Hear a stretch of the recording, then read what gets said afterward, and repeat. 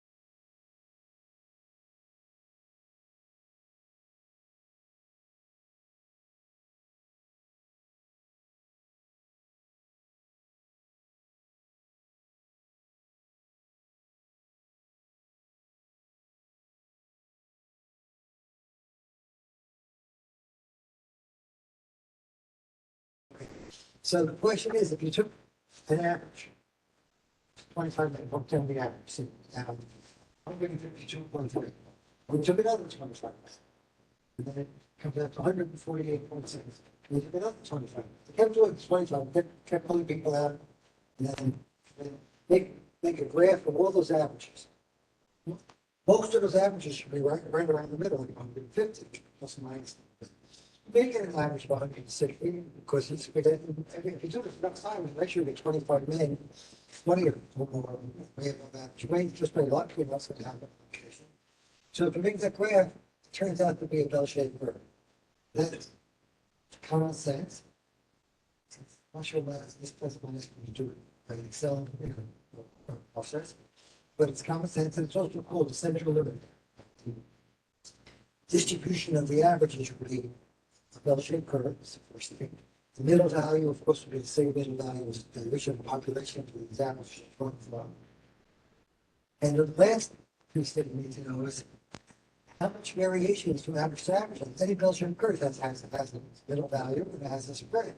What is that spread? The spread is based on two things. It's common sense by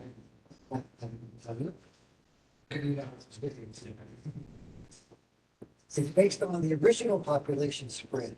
The people's ages, went from 5 pounds to 5,000 pounds. What? Then the averages are going to be pretty unstable. You may get 3 or 4 people, 4,000 pounds, in which case you get averages.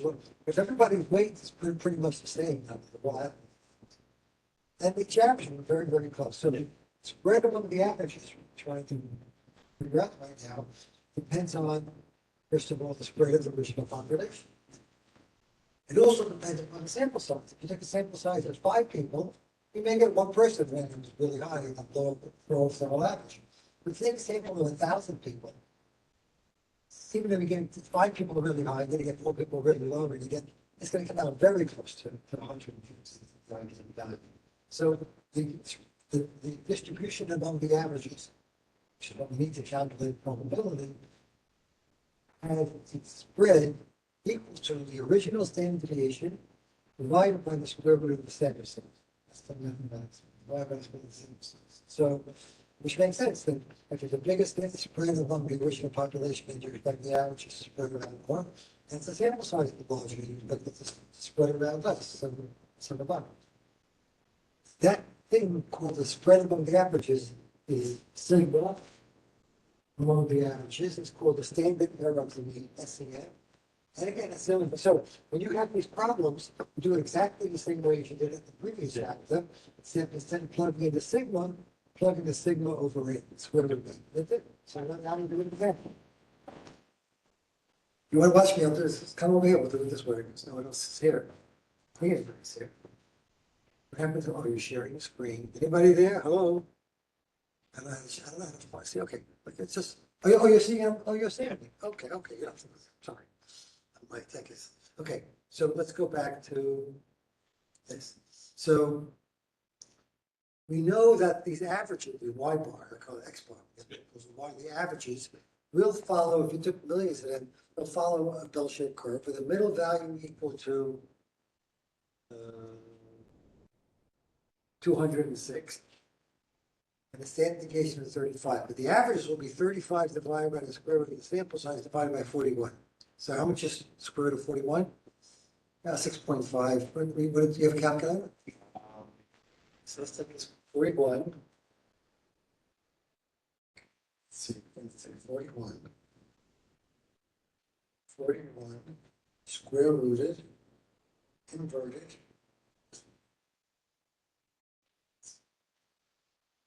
Inverted and multiplied by the standard deviation of 35.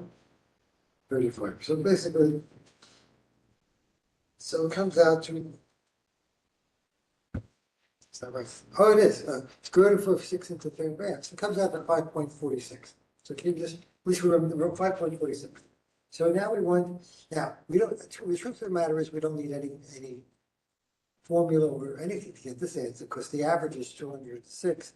So half the averages should be below 206 and half, so the answer got to be 50% without even any calculation. Should the answer. Okay, so but now we move on to how many are between 201 and 211. Now this one you can't really do in your head. So you go to StatCrunch. Example, get more help. StatCrunch. Okay, so you go stat, calculators, normal. By the way, I should point out, I'm not 100% sure I have. I started telling you about those WebEx things I asked you about. I didn't do that for this class. For this class, I just have, perhaps in the Myoline, there's a tab that talks about, videos and also about a bunch of solutions, where I'll show it to you. Okay, so here we want tween. So you got to click on the tween. The mean of this example was 206. The standard error, the standard deviation, but now you don't plug in what's really technically the standard error, which is the standard deviation of 35 divided by the square root of 41, which is 546. And we want it to be between, got the problem, right? 211 was the high side, got the low side. Let's go back to the problem. 201. So you really can't keep getting 201. Now we can try to make a picture of this and try to estimate it, but it's 0.64. So let's see if that's right. 4.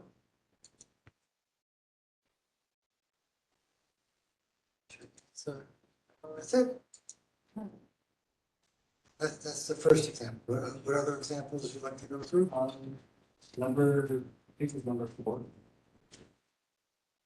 Number 4.